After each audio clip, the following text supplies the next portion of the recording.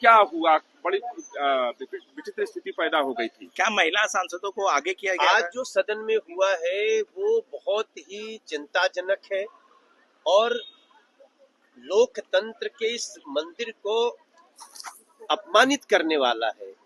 इसका आप सोचिए कि इन लोगों ने 5 बजे प्रधानमंत्री जी का स्पीच होने वाला था, ठीक 5 बजा है और जैसे ही आसन पे सभापति महोदय आई हैं, उसी समय 7-8 महिलाओं को आगे रखते हुए, मोड समझिएगा, 7-8 महिलाओं को आगे रखते हुए और कांग्रेस और उनके एलाइज के लोग, मैक्सिमम कांग्रेस के लोग ही थे, एलाइज तो अपनी जगह खड़े थे, और ये आ करके वेल से वेल के बाद प्रधानमंत्री के कुर्सी तक, कुर्सी के बाद 3 रो पीछे तक, हमने आज तक ऐसा नहीं देखा।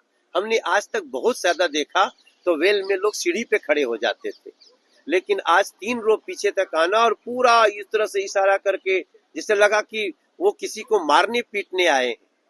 क्या झगड़ा करने के लिए आगे बढ़ रहे थे?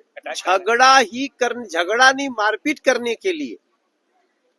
वो तो किरण रिजिजू जी की सूझबूझ है, उन्होंने तुरंत हमारे सभी सांसदों को पीछे ढकेला, क्योंकि उनकी महिलाएं बहुत आगे थी। हमारे तरफ से कुछ महिला पूछने जाने लगी क्या हुआ, लेकिन जब तक स्थिति समझ में आई हम लोग सबको पीछे किए।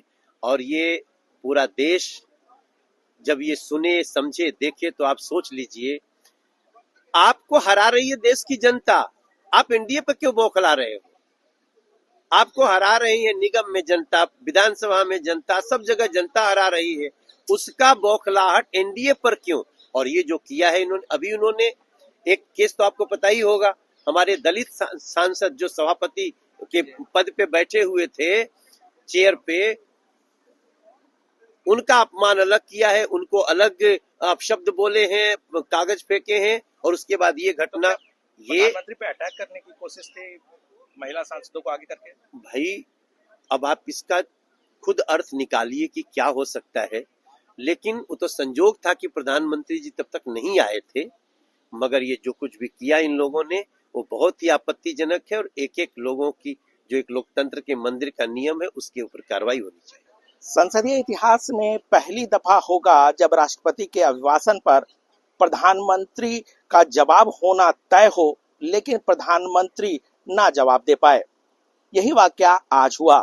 प्रधानमंत्री नरेंद्र मोदी को राष्ट्रपति के अभिभाषण पर आज शाम 5 बजे बोलना था। समय तय था, कार्यक्रम तय था, लेकिन जिस तरीके से कांग्रेस का अड़ियल रवैया रहा, और खास तौर पर कहें राहुल गांधी जिस तरीके से एक बात पर अड़े हुए हैं, यही वजह है कि सत्ता पक्ष और विपक्ष के बीच जो तकरार शुरू हुआ है वो खत्म होने का नाम नहीं ले रहा।